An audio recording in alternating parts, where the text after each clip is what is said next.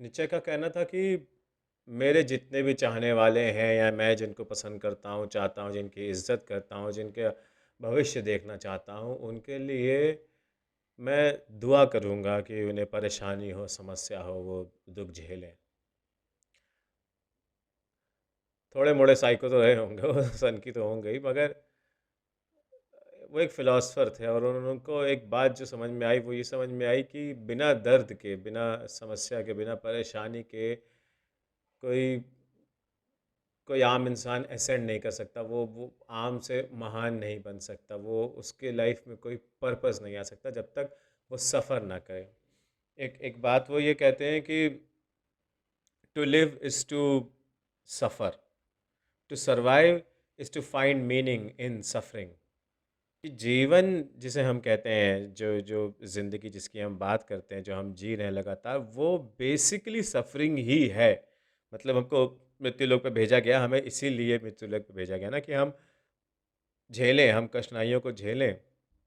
जब भी हमें कोई चीज़ पता नहीं होती कि वो कैसे काम करती है और हम उसको समझने की कोशिश कर रहे होते हैं, तो हमें परेशानी होती है, हमें फ्रस्ट्रेशन होता है। अगर हमारे सामने कोई सवाल हैं जिनका हमें जवाब नहीं मिल रहा, तो हम उलझते हैं, हम जूझते हैं। तो उस जूझ को, उस दर्द को, उस समस्या को हम सफ़रिंग कहते हैं। जब कोई भी नई चीज़ शुरू की जाती है, कोई भी नया एक्सपीरियंस लिया जाता है, तो हमें उसके बारे में नहीं पता चलता। पहले से नहीं पता होता आपको एक एक एक दीवार बनानी है या कोई खाना बनाना है, कोई ख़ास चीज़ बनानी है। आपको अगर बनाने के बारे में या ब ब मान लीजिए कोई कोई बेहतरीन सूजी का हलवा बनाना है आपको। अब आपको सूजी ही नहीं पता, अगर मान लीजिए क्या होती है, तो फिर आप सूजी का हलवा कैसे बना पाएँगे, है ना? आपको ये नहीं पता कि गैस कैसे जलती है, आपको ये नहीं पता कि घी पहले पड़ता है या बाद में पड़ता है, सूजी भूनी जाती है कि नहीं भूनी जाती, पानी कब पड़ता है, चीनी कब पड़ती है। अगर ये सब चीज़ें आपको नहीं पता हैं, तो आप सूजी का हलवा नहीं बना सकते। पर आप जब बनाना शुरू करेंगे, मान लीजिए आपको ये सब नहीं पता, पर आप बनाना शुरू करते हैं, उस पहले आदमी को याद करिए, उसके बारे में सोचिए, जिसने पहली बार सूजी का इस्तेमाल किया होगा। गलत हो सकता है, गलत इस्तेमाल किया होगा, प्रॉपर गलत इस्तेमाल किया होगा, ऐसे ही पानी में घोल के खा गया, उसको लगा क्या है, मगर ठीक है, पेट भर रहा है। फिर उसको धीरे-धीरे चीनी समझ में आई होगी या गुड़ समझ में आया होगा या कुछ मिठास समझ में आई होगी। फिर उसने उसको उसमें मिलाने का सोचा होगा, पर उसको नहीं मिल रहा होगा, है ना? वो नॉर्मल पानी में मिला रहा होगा, मिल रहा होगा, कचाइन सा आ रहा होगा स्वाद। अच्छा लग रहा होगा क्योंकि उसने वो स्वाद कभी लिया नहीं है, पर वो महान बात नहीं होगी। फिर वो करते-करते उसने आग पे रखा, आग देखी, आग से जला, है ना? सब चीज़ें की। जब इतना सब एक्सपीरियंस उसने किया, कई बार उसने सूजी का हलवा बनाया, तो इवेंचुअली जाके पहले वो सिर्फ़ सूजी थी, सिर्फ़ चीनी थी, सिर्फ़ पानी, सिर्फ़ घी और सिर्फ़ समझ रहे हैं, कढ़ाई। वो हलवा तब बना जब उसपे काफ़ी ज़्यादा रिसर्च एंड एनालिसिस करके उस चीज़ को समझा उस आदमी ने। समझ रहे ना? उसको उसको ही एक्चुअली अंडरस्टूड व्हाट अ सूजी का हलवा शुड बी। तो ही मेड इट। तो बेसिकली कहने का ये मतलब है कि जब तक सफ़रिंग नहीं होगी, जब तक समस्या, परेशानी आपके सामने नहीं होगी, आप नहीं सीखेंगे। आप अगर सोफ़े पे लेटे हुए हैं, आपके पास बहुत बढ़िया बेड है, एसी चल रहा है, कोई दिक्कत नहीं, कमाई की कोई प्रॉब्लम नहीं है, आपके पास खाने को सब कुछ है, कोई भी दिक्कत नहीं, क्यों करेंगे वो कुछ? क्या ज़रूरत है आपको बाहर जाने की या कुछ भी काम करने की? जब तक आपके सोशल एंग्ज़ायटी नहीं होती। अब ये सोशल एंग्ज़ायटी भी एक तरह की दिक्कत है, एक परेशानी है। आपको अगर ये लग रहा है कि मैं अकेलापन महसूस कर रहा हूँ, मुझे कोई समझने वाला नहीं है, तो आपके दिमाग में अगर कुछ ऐसा पैदा हो रहा है, जो आपको लगता है कि दुनिया समझेगी और उसके ऊपर मुझे एप्रिशिएट करेगी, तब आपको ये अकेलापन महसूस होता है। अगर आपके दिमाग में कुछ नहीं बन रहा है, मान लो आप एकदम खाली हो, आपके पास कुछ भी नहीं है, सारी सुख-सुविधाएँ हैं, करने को कोई काम नहीं है, तो आपके दिमाग में ये भसड़ नहीं मचेगी कि साला मैं क्या करूँ या मुझे दुनिया देखे या मुझे दुनिया जाने। बेसिकली जब भी हम चीज़ों के बारे में सोचना शुरू करते हैं, हमें लगता है कि हम देखें, समझें कि उसने कैसे किया होगा, उसने कैसे किया होगा। पर ये जो तरीका है ना, इसने उसने कैसे किया होगा, ये रिस्क फ्री वाला तरीका है। ये वो तरीका है कि किसी और ने पहले एक्सपीरियंस कर रखा है, let us just consume on it only, है ना? We do not have to experience it ourselves, not from the zero at least, which is wrong. Which मतलब जब हम एक्सपीरियंस की बात करते हैं, तो हमें ये सोचना चाहिए कि स कोई चीज़ शुरू कहाँ से होती है? जहाँ से कार्य शुरू हो रहा है वहीं से एक्सपीरियंस शुरू हो रहा है। आपका एक्सपीरियंस बाहर नहीं, मतलब ऐसा नहीं कि एक इवेंट खत्म हो जाएगा उसके बाद आप एक्सपीरियंस लेंगे, नहीं। During the event, during the initial thought, जब आपके सामने ये बात आई कि आपको एक काम करना है, आपको एक, मान लीजिए एक पेंसिल छीलनी है, बहुत सिंपल सी बात है, एक पेंसिल छीलनी है। अब इसमें क्या थॉट क्या करना, पर जब तक ये थॉट नहीं आएगा, आप लिख रहे हैं, आपकी पेंसिल घिस गई है, छोटी हो गई है, ख़त्म हो गई है, तब आपके अंदर ये थॉट आया कि मुझे ये पेंसिल घिसनी चाहिए, इसको छीलना चाहिए। तब आप उठे, आपने पेंसिल छीली और काम शुरू किया। अब आपने पेंसिल कितनी छीली, बहुत तेज़ तेज़ तेज़ छील दिया, हो सकता है तीली उसकी वो जो निब है वो टूट जाए। बहुत धीरे धीरे छील रहे हैं तो वो छीली ही रही है, घंटों काम नहीं हो रहा है ना, तो इसका मतलब आपका मन नहीं है कि अभी आप काम करें। अभी आप स्टॉल कर रहे हैं, पेंसिल छीलने में समय बर्बाद कर रहे हैं। तो बात सिर्फ इतनी सी कि अगर आपको पता हो कि आपका उद्देश्य क्या है, आपको करना क्या है, तो आप सफ़रिंग को एक्सेप्ट कर सकते हैं। तब आप सफ़रिंग को एब्ज़ॉर्ब कर सकते हैं, उसको उसको किसी और चीज़ में यूज़ कर सकते हैं, उस एनर्जी को चैनलाइज़ कर सकते हैं। सभा में पांचाली को बालों से घसीटते हुए दुशासन लेके आता है, ठीक है? अब पांचाली बहुत स्ट्रॉन्ग औरत है, वो मतलब वो इतनी वो युद्ध लड़ती थी प्रॉपर, ठीक है ना? वो योद्धा थी अपने आप में। 5 पति थे उसके, जो ज़बरदस्त पति थे, मतलब इंडिया में या वर्ल्ड भर में कहें तो 5 5 मेटाफर थे उसके पति। समझ रहे हैं? एक दुनिया का सबसे बड़ा धनुर्धारी, एक दुनिया का सबसे बड़ा जस्ट आदमी, एक दुनिया का सबसे ताकतवर आदमी, एक दुनिया का सबसे खूबसूरत आदमी, एक दुनिया का सबसे सहनशील आदमी। तो जो जो 5 ट्रेड्स होने चाहिए एक आदमी के अंदर, कि वो साला निशाना भी उसको लगाना आता हो बहुत अच्छे से, है ना? लक्ष्य पे भेदना आता हो, उसके पास शक्ति हो उस लक्ष्य को भेदने की, उसके पास ये समझने की बुद्धि हो कि क्या जस्ट है, क्या न्याय है, क्या सही है इस समय पे, इस चीज़ को चलाए रखने के लिए, इस प्रक्रिया को चलाए रखने के लिए, है ना? उसके अंदर सहन शक्ति है, उसके बीच में जो समस्या आएँगी उस समस्या को झेलने के लिए, ठीक है? उसके अंदर ये सहन शक्ति होनी चाहिए। और 5वीं चीज़ उसके अंदर ये होनी चाहिए कि वो खूबसूरत हो तो क्या बात है। तो ख़ैर, तो पांचाली को वो घसीटते हुए जब लेके आ रहे हैं, तो पांचाली बहुत बुरी तरह से सफ़र कर रही है उस समय, ठीक है? वो उसके व्यक्तित्व पे एक सबसे बड़ा झटका है जो जो आज तक किसी ने नहीं किया। किसी की भी हिम्मत नहीं है कि पांचाली को पालों से घसीट के, है ना, वो निर्वस्त्र करने के लिए उसको महल में, राज दरबार में लेके आए। तो एक बहुत बड़ी सफ़रिंग थी। उस सफ़रिंग से उसे वो ताकत मिली, जब उसने उस सफ़रिंग को एक्सेप्ट किया। है ना? वो भागने पहले भागी होगी, इधर-उधर चिल्लाई होगी, सब करी होगी, मगर जब उसने एक्सेप्ट कर लिया कि वो एक जगह पे खड़ी हो गई हाथ बाँध के और वो साड़ी खींचे जा रहा हो, उसने वो सफ़रिंग एक्सेप्ट कर ली और वहाँ से उसने वो जो आवाहन किया कि उसके अंदर से वो कृष्ण निकला और वो कपड़ा उसका ऐसा महसूस होने लगा कि वो बड़ा होता चला जा रहा है, बड़ा होता चला जा रहा है, बड़ा होता चला जा रहा है। फ्रेडरिक नीत्शे भी इस बारे में बात करते हैं कि सफ़रिंग के मायने क्या है, उसकी ज़रूरत क्या है। उनका ये मानना था कि कोई भी इंसान जो जो मैन है वो ऊबर मैन बन सकता है, वो सुपर मैन बन सकता है ना, वो एक अल्ट्रा मैन बन सकता है। वो कैसे बन सकता है? वो अपनी सफ़रिंग को एंड्योर करके, है ना? उनका एक आइडिया था अमोर फाटी का, कि जो फेट आपको दे रहा है उसको आप उससे प्यार करो, ठीक है ना? ये नहीं कि मुझे ये चाहिए या मुझे वो चाहिए या मुझे कुछ और चाहिए।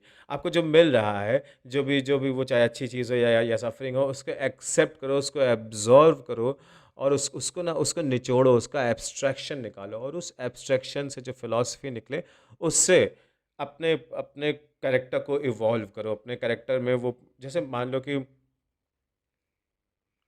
कि आपको अभी पता नहीं है आपका शौक क्या चीज़ है, ठीक है ना? आप कई चीज़ें ट्राई करते हैं, किसी दिन आप पेंटिंग कर रहे हैं, किसी दिन आप हाइकिंग कर रहे हैं, किसी दिन आप स्कीइंग कर रहे हैं, किसी दिन आप फुटबॉल खेल रहे हैं।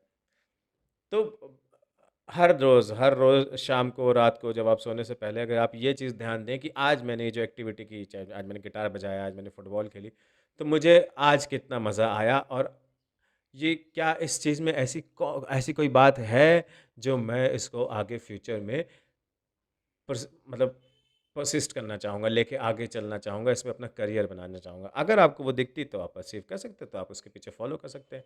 पर अगर मान लीजिए आप कोई एक ऐसा काम कर रहे हैं जिसमें आपका मन ही नहीं लग रहा है, आपको लग रहा है कि क्या फ़ायदा है, रोज़ आता हूँ उठ के, रोज़ कुछ करता हूँ, रोज़ चला जाता हूँ, मुझे नहीं पता मैं किसके लिए कर रहा हूँ, किसके लिए नहीं कर रहा हूँ। आप दूसरों पे डाल देते हैं, मैं अपने परिवार के लिए कर रहा हूँ, मैं अपने माँ-बाप के लिए कर रहा हूँ, मैं इस समाज के लिए कर रहा हूँ, मैं धर्म के लिए कर रहा हूँ, मैं राज्य के लिए कर रहा हूँ, मैं व्हाटएवर के लिए कर रहा हूँ, अदर देन मैं अपने लिए कर रहा हूँ। देखिए, ये बात कहीं भी नहीं कही जा रही है कि आप अपने माँ-बाप के लिए कुछ मत करिए या किसी और के लिए कुछ मत करिए, अपने राष्ट्र के लिए कुछ मत करिए। पर ये बात कही जा रही है कि आप जो भी करें, जो भी काम करें, मान लीजिए आप अपने राष्ट्र के लिए कोई काम कर रहे हैं, तो आप उसको करें इस लगन से, इस तल्लीनता से, इस मन से कि वो काम आपको लगे कि आप अपने लिए कर रहे हैं, ना कि आप अपने राष्ट्र के लिए कर रहे हैं। है ना? आप अपने माँ-बाप की खुशी के लिए कुछ कर रहे हैं, तो वो आपको महसूस हो कि आप अपने लिए वो काम कर रहे हैं, अपने माँ-बाप के लिए नहीं। और तब जब आपको जब जब ये चीज़ समझ में आने लगेगी कि कैसे दूसरी चीज़ें हैं जो जो बाहर की दुनिया है वो भी आपके भीतर ही समाई हुई है ना? वो ऐसा नहीं है कि बाहर कहीं कुछ मिलता है। सब कुछ आपके भीतर समाया हुआ है। आप बस उसको रिलेट करना, उसको समझने की कोशिश करें। ठीक है ना? कि मैं माँ-बाप के लिए कुछ कर रहा हूँ, मैं अपने लिए कुछ कर रहा हूँ। मेरे माँ-बाप मैं खुद हूँ। है ना? मेरे मैं जो हूँ वो मेरे माँ-बाप हैं, उन्हीं से मैं बना हूँ। उन्हीं के आइडियाज़, उन्हीं की आइडियोलॉजीज़, उन्हीं के जीन्स जो हैं जो मेरे अंदर आए हैं और जो आगे बढ़ रहे हैं। ठीक है ना? तो या इस ब्रह्मांड में अगर रहता हूँ तो इस ब्रह्मांड में जितने अणु हैं उन्हीं अणुओं में से कुछ अणु मेरे अंदर हैं। ठीक है? वही यही जो कभी किसी तारे में चमक रहे थे आज मेरे अंदर चमक रहे हैं। तो कहने का ये मतलब ये है कि इन पार्ट्स, मैं ये नहीं कहूँगा कि जैसे स्पिरिचुअलिटी में हम लोग कई बार गड़बड़ ये करते हैं जो मुझे लगता है कि हम समझते हैं कि हम पूरे ब्रह्मांड से एक हो गए हैं, जो सही बात है। पर उसके बीच में जो गड़बड़ ये कर देते हैं कि वो ये कर देते हैं कि हम हर चीज़ को एक बराबर का एक समझ लेते हैं। पर ऐसा है नहीं। जैसे जैसे मान लीजिए कि आपकी ये उँगली है, ठीक है? ये उँगली आपका हिस्सा है। इसको हटा देंगे तो ये आपकी उँगली है जो आपकी नहीं रहेगी। मगर ये उँगली आप नहीं है। है ना? इसीलिए इस स्पिरिचुअलिटी में बात समझनी पड़ेगी कि अहम ब्रह्मास्मि, ऑफ कोर्स, बट अहम अ पार्ट ऑफ ब्रह्मास्मि। है ना? I am a part of Brahma. I am a part of Brahma. I am partially the God. I have the capability, the potential to become the complete God, but right now I am a part of God. सो इससे देखिए इससे फ़ायदा क्या होता है ना जैसे जैसे मान लीजिए मैं ये कहता हूँ अहम ब्रह्मास्मि, मुझे मैं ही ब्रह्मा हूँ, मैं ही क्रिएटर हूँ, मैं ही सब कुछ हूँ, मैंने ही सब कुछ बनाया है। मैं इस चीज़ से रिलेट करने की कोशिश करता हूँ तो मुझे एक बात समझ में आती है कि मैं एक वेग रिलेशन दे रहा हूँ। मुझे मैंने कुछ नहीं किया एक्चुअली। है ना? मैं सिर्फ़ ये बता रहा हूँ कि मेरे पूर्वज हुआ करते थे, जैसे मेरे भारत में पहले ऋषि मुनि होते थे और उन्होंने भारत को एक बहुत बढ़िया है ना एस्ट्रोनॉमी और एस्ट्रोलॉजी और फिज़िक्स और मेडिसिन ये सब बहुत अच्छी-अच्छी चीज़ें दी उस समय वो लोग करते थे। अब हम नहीं करते हैं उस चीज़ को। अब हमारे पास वो चीज़ नहीं है, हम लोग पास वो कैपेबिलिटी नहीं है। पर हम दुनिया के सामने इस बात का ढिंढोरा पीटते हैं, बिल्कुल पीछे नहीं हटते कि हमारा जो पास्ट सिविलाइज़ेशन था, जो एंशिएंट हिस्ट्री थी, वो बहुत ज़बरदस्त थी। बिल्कुल थी, पर उसमें आपका क्या योगदान है भाई साहब? आपने क्या किया है? तो हमें ये चीज़ सबसे पहले समझनी होगी कि हम अगर कोई योगदान दे रहे हैं, तब तो उस बात के मायने हैं। अगर हम योगदान नहीं दे रहे, हम अगर किसी चीज़ को विचार नहीं कर रहे, किसी चीज़ को आगे नहीं सोच रहे हैं कि इससे आगे क्या हो सकता है कि अगर चाँद पे आज गए हैं, तो चाँद से आगे क्या कर सकते हैं? चाँद पे जाके क्या कर सकते हैं? ये नहीं सोचे तो कोई मतलब नहीं है ना। ये जियोपॉलिटिकल उपलब्धि कर लेना कि हम चाँद पे पहुँच गए, इसका कोई मतलब नहीं। अभी की गवर्नमेंट के लिए मतलब हो सकता है, हमेशा कभी की गवर्नमेंट के लिए मतलब होता है, पर हम लोग के लिए जो जो हम हैं, जो इंसान हैं, जो ह्यूमन स्पीशीज़ है, जो जो पूरी होपियंस होमो सेपियंस की जो स्पीशीज़ है, जिसमें हिंदू, मुस्लिम, सिख, ईसाई ये सबसे कोई फ़र्क नहीं पड़ता। ठीक है ना? इस बात से कोई फ़र्क नहीं पड़ता कि आपकी एथनिसिटी क्या है या आपकी ज्योग्राफिकल कंडीशन आप कहाँ रहते हो। इससे फ़र्क पड़ता है एक्चुअली कि आपकी ज्योग्राफी क्या है क्योंकि उससे आपके जीन डेवलप होते हैं उसके हिसाब से। आपके खाने-पीने के हिसाब से भी डेवलप होते हैं। तो इन अ वे रिलीजन से भी डेवलप होते हैं पर religion is not directly related to you. It just gives you a mentality जो पहले के समय में जब लोगों को ज़्यादा चीज़ें पता नहीं होती थी, लोगों को है ना वर्ल्ड की इतनी नॉलेज नहीं थी, कुछ खास लोग ही थे जो प्रैक्टिसेस करते थे और समझते थे और उनको समझाना होता था। तो वो कहानियों के माध्यम से लोगों को बातें बताते थे कि यार कोई चीज़ ऊपर जाती है तो वो नीचे आती है। ये बात जब बतानी होती थी तो वो एक किस्सा सुनाते थे कि एक आदमी है वो सीढ़ी चढ़ के जाता है ना वो उसने ऐसे पंख लगा लिए और बहुत सारे मोम के पंख से मोम से चिपका लिए अपने शरीर पे उड़ा जा रहा है फिर वो सूरज के बहुत करीब पहुंच जाता है। सूरज के बहुत करीब पहुंच जाता है उसके पंख जल जाते हैं वो धड़ धड़ा के ज़मीन पे वापस गिरता है। तो what goes up comes down. आप सूरज के बहुत करीब उड़ोगे तो जल जाओगे। तो ये जो आइडिया है, ये बेसिकली ये साइंस है, ये बेसिकली फ़िलॉसफ़ी है। इस फ़िलॉसफ़ी को समझाने के लिए कहानियाँ बनाई गई। फ़िलॉसफ़ी से मेरा मतलब होता है, जैसे पहले जो फ़िलॉसफ़ी होती थी, उसी में साइंस होता था, उसी में आर्ट होता था, उसी में लिटरेचर होता था, उसी में, है ना, तमाम सब्जेक्ट्स होते थे। अब फ़िलॉसफ़ी एक अब अलग सब्जेक्ट हो गया है, पर कोर में मुझे लगता है अभी भी philosophy is in part science, in part art, in part culture, social structure, religions, thought, myths, ideas. And in part, it is everything. In part, it is all the subjects. The journalism, it is the everything that is there. All the subjects, philosophy is. So, so what I'm trying to say here कि हम मतलब जब परेशान होते हैं, जब हम समस्या में होते हैं, वही वो मोमेंट होता है जब हमारे सामने एक्चुअली ग्रो करने का, ऊपर उठने का, अपनी अपनी करंट सिचुएशन से ऊपर उठने का समय पॉइंट होता है। सैचुरेशन पॉइंट, टर्निंग पॉइंट जिसे कहते हैं। बिना सफरिंग के कोई टर्निंग पॉइंट, को सैचुरेशन पॉइंट आ ही नहीं सकता। So so don't rush, don't run away from pain and melancholy and sorrow and suffering. embrace them, they are very good, they can teach you, है ना। मतलब जितना भी आर्ट है, जितना भी साइंस है, सब कुछ एक्चुअली सफरिंग के बेस पे ही होता है। जब ये कहते हैं कि आविष्कार, आवश्यकता ही आविष्कार की जननी है, तो कोई परेशानी हो रही है, कोई सफरिंग हो रही है, जिससे बाहर निकलने की आवश्यकता है, और उस आवश्यकता को पूरा करने के लिए किसी चीज़ का इन्वेंशन किया जाएगा, आविष्कार होगा, है ना। ये जब हम ये कहते हैं कि कला, वो दर्द से कला फूटती है, तो वो जब जब आदमी दर्द में होता है, परेशानी में होता है, समस्या में होता है ना, तो वो अपनी एक एक ऐसी बहुत छोटी सी गुफा में ऐसे संकीर्ण होकर बैठा होता है, जो बहुत डार्क होती है, जिसमें चारों तरफ उसके दर्द के, उसकी परेशानियों के, उसके विक्टिमाइजेशन के, है ना, पोस्टर्स लगे होते हैं, उसी का म्यूज़िक बज रहा होता है, उसी की गंध फैली होती है उसके दर्द की। तो जब वो उसके अंदर रह रहा होता है ना, तो वहाँ पे उसके पास समय होता है अपने आप को ज़्यादा पढ़ने का। मतलब अनबायस तो नहीं कहूँगा, पर ज़्यादा पढ़ने का। हो सकता है कोई एक ख़ास एस्पेक्ट ही जो दर्द में ही निकलता हो, उसी एस्पेक्ट को पर ज़्यादा पढ़ना।